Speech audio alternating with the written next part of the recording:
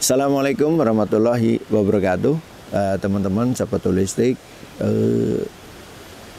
ada mungkin yang bertanya apa yang disebut pengobat ya. Istilahnya yang disebut pengobat itu apa?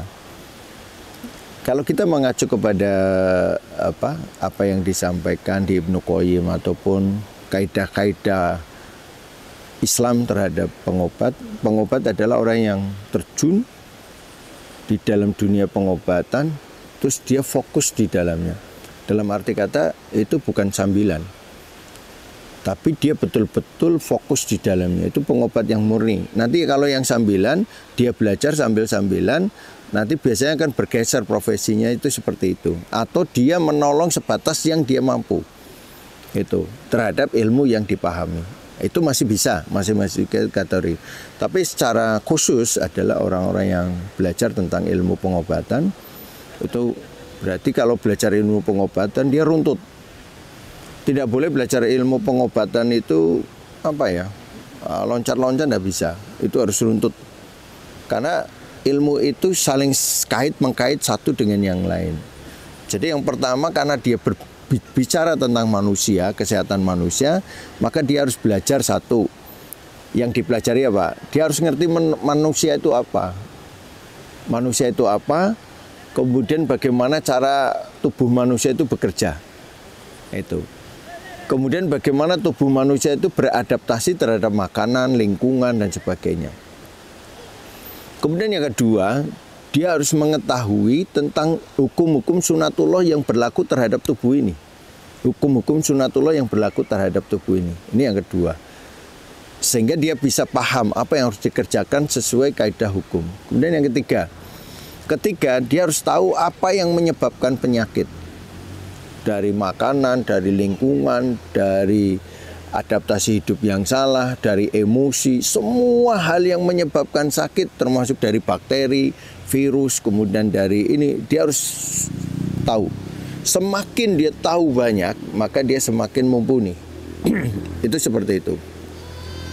Kemudian dia tahu perjalanan penyakit. Kalau penyakit ini dari sini, kemudian dia bergerak kemana, kemudian ujungnya di mana, dia tahu. Terus dia kalau penyakitnya ini kemudian dikasih obat ini, dikasih makan ini, kemudian penyakit ini akan sembuh atau tidak, atau bergeser kemana, dia tahu.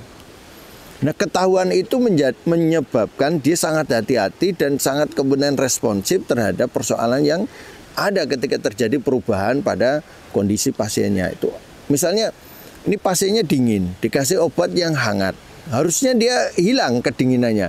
Kok masih kedinginan? Itu mesti ada sesuatu yang mereduksi atau membuat sifat obat itu menjadi hilang hasilnya. Dia tahu itu. Dan itu tidak bisa dibohongi oleh pasien. Maka diadakan analisa lagi, penelitian lagi apa yang menyebabkan obat ini tidak berperan, apa yang mereduksi dan sebagainya. Dia harus tahu itu dan sebagainya. Kemudian sesudah dia bisa tahu itu penyebab penyakit, kemudian perjalanan penyakit, itu dia harus paham. Kemudian dia melakukan sesudah data itu dikumpulkan semua, akhirnya dibuat sebuah diagnosa, dibuat satu keputusan. Ini teknik pengobatan yang pas untuk orang itu bagaimana?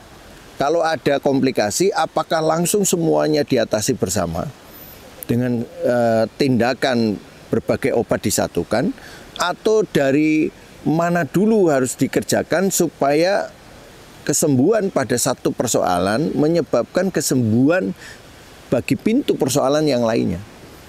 Nah, ini yang perlu dipahami. Kemudian teknik apa yang pas untuk dia dalam situasi ini? Apakah tiga teknik bisa dikerjakan bersama, atau teknik ini dulu kemudian kalau sudah berubah kondisinya, teknik ini tidak dipakai, masuk kepada teknik berikutnya. Ini adalah segala sesuatunya keputusan sesuai dengan hasil diagnosa, hasil pemahaman itu, sehingga yang memutuskan adalah si terapisnya. Tidak bisa satu teknik itu dipakai untuk semua kasus, tidak bisa. Itu. Maka kemampuan diagnosa atas data-data yang komplit menjadi pegangan yang penting bagi seorang pengobat. Maka seorang pengobat itu tidak bisa dia semena-mena. Apalagi dia tidak tahu tentang anatomi, dia tidak tahu tentang penyebab penyakit, dia tidak tahu bagaimana herba itu bekerja, sifat herba seperti apa, bagaimana herba itu kemudian kalau dicampur ini dengan ini akan menjadi herbanya seperti apa, dia tidak tahu. Atau kemudian dia tidak tahu tentang sifat makanan, sifat karakter makanan kalau dicampur bagaimana, maka ini susah itu dimintai pertanggungjawaban ketika ada persoalan, karena dia sama tidak mengertinya dengan pasien. Jadi ketika pengobat tidak mengerti, pasiennya tidak mengerti, terus siapa yang akan dijadikan pegangan, rujukan untuk memahami? Maka si pengobat itu harus pengetahuannya di atas pasien. Di atas pasien terhadap banyak hal yang kemudian bisa ini. Mungkin dia misalnya dia ahli dalam satu teknik itu. Nah mungkin ketika ketemu pasien yang sesuai dengan tekniknya akan membaik. Tapi kalau tidak sesuai dengan penyebab penyakit dan tidak sesuai dengan teknik itu, orang itu tidak selesai, dia tidak bisa mendiagnosa, dia tidak bisa menganalisa. Maka ilmu diagnosa itu menjadi ilmu yang pertama harus dikuasai seorang pengobat, baru kemudian dia belajar teknik. Atau dia sudah menguasai teknik, maka dia tidak menguasai diagnosa, dia harus balik untuk belajar diagnosa. Karena diagnosa adalah menentukan tindakan-tindakan, menentukan obat yang harus diberikan pada orang tersebut, menentukan teknik yang akan diterapkan pada kasus tersebut, dan ini menjadi penting. Maka ini menjadi catatan bagi teman-teman para pengobat, karena ini juga pengalaman saya sendiri ketika saya salah dalam membuat satu keputusan karena ketidakpahamannya, karena kebodohan saya, sehingga saya terpacu untuk belajar. Kalau demikian, mudah-mudahan teman-teman pengobat diberi kemampuan untuk memahami ilmu Allah ini, kemudian diberi kemampuan untuk istiqomah berada di jalur ini, kemudian diberi hak penyembuhan pada pasien-pasien yang datang kepada jenengan dengan izin Allah. Mudah-mudahan apa yang saya sampaikan bisa menjadi satu